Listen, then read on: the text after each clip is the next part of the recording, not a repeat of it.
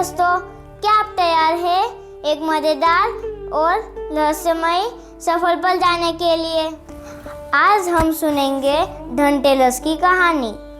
क्यों इस दिन सोना, चांदी और हेल्थ का इम्पोर्टेंस है। चलो दीपक जलाएं और इस सफर की शुरुआत करें।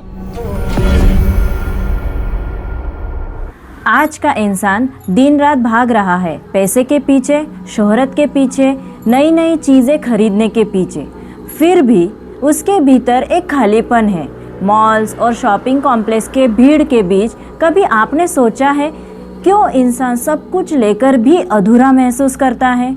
यही सवाल हमें ले जाता है हजारों साल पीछे, जहां शुरू होती है एक अद्भुत कहानी, यानी कि धनतेरस की कहानी।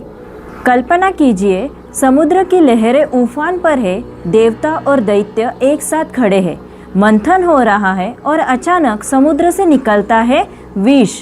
चारों ओर भय और अंधकार छा जाता है। देवता कांपने लगते हैं, दैत्य भी घबरा जाते हैं और तभी समुद्र से प्रकट होते हैं भगवान धन्वंतरी। उनके हाथों में है अमृत कलश और औषधियों का भंडार। धन्वंतरय नमः।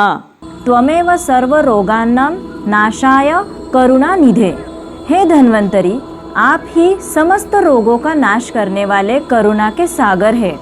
यही क्षण था जब दुनिया को ये सिखाया गया कि धन केवल सोना चांदी नहीं, बल्कि स्वास्थ्य, अमृत और संतोष है।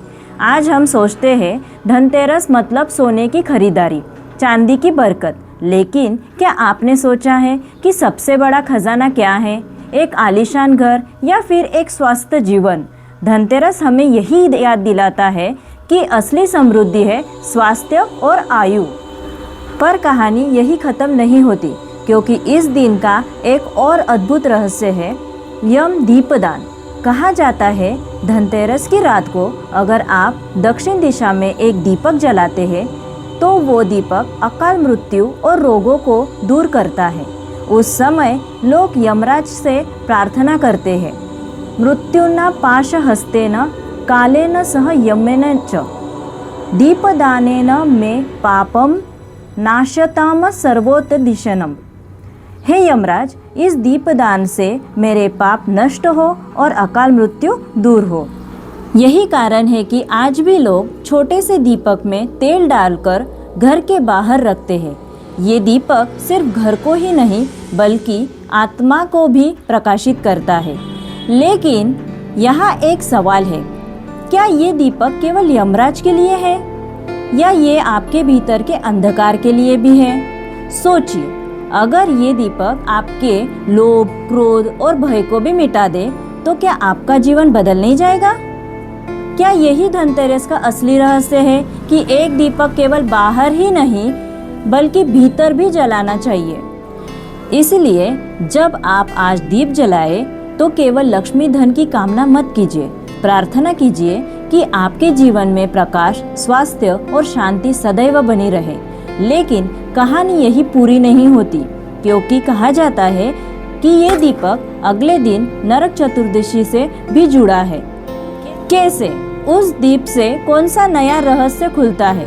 उसका उत्तर मिलेगा हमारे अगले वीडियो में। तो क्या आप तैयार हैं नरक चतुर्दशी के इस रहस्य को जानने के लिए?